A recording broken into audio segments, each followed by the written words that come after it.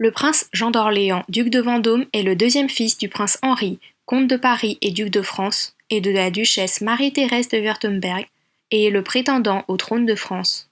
Il a assisté au spectacle Shenyun Performing Arts du 16 janvier à Paris et dit être touché par la spiritualité de la performance. Je trouve que c'est très bien, on a besoin de ça aujourd'hui. On est trop matérialiste. Donc on a besoin de s'évader un peu, on a besoin de poésie et puis on a besoin de cette relation avec le ciel, avec le divin.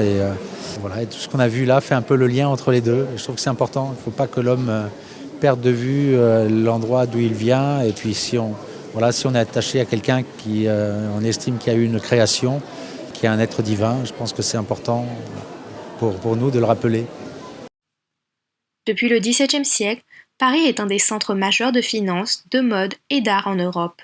Cependant, lors des révoltes de la Commune de Paris, des édifices ont été réduits en cendres et la culture traditionnelle a failli être détruite. Le même système d'oppression est utilisé par le PCC dans ses activités politiques depuis sa prise de pouvoir en Chine. Selon la brochure du spectacle, Shenyun a pour mission de faire revivre 5000 ans de culture et d'histoire à son public d'aujourd'hui. Très, très ému de voir qu'aujourd'hui on puisse faire de tels spectacles. Parce que c'est une période au fait où on parle peu des différents peuples, des différentes ethnies et de leur culture. Et je trouve que c'est un peu à contrario de ce qu'on a l'habitude de voir et d'écouter aujourd'hui.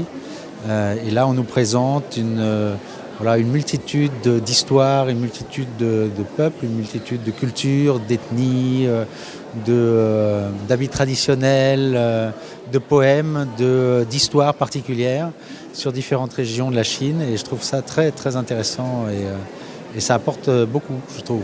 Quand on ne sait pas quel est notre passé, on a du mal à savoir où on va. Et je pense que dans un monde qui n'a pas de référence, c'est très important la tradition et la culture. Puis alors quand on a 5000 ans de culture, c'est encore, voilà, c'est encore plus fort.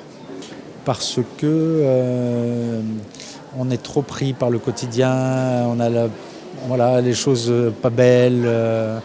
Et puis là, on s'évade dans un autre univers avec de la couleur, avec de la poésie, avec de l'humour, donc à tout l'opposé de ce qu'on vit.